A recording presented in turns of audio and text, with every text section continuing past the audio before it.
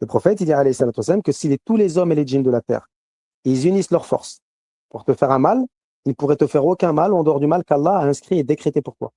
Ok? Ça veut dire que le mal, c'est l'homme qui le fait, mais ça ne va pas nuire à l'omnipotence et à la toute-puissance et au fait qu'Allah il est unique et qu'il n'a point d'associé dans sa royauté, dans son royaume. Personne ne prend des décisions à part lui.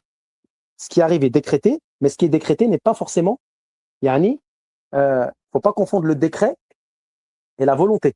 Ok? La volonté d'Allah, c'est une chose, et le décret, par exemple, la sorcellerie, c'est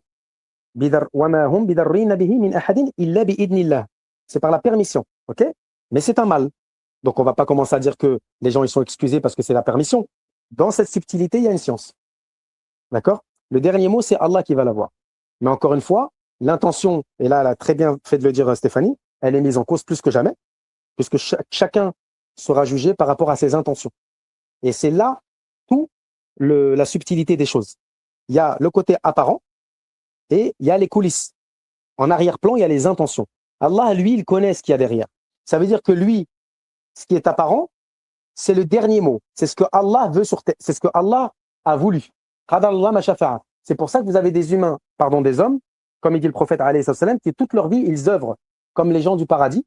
Et à une coudée de la mort,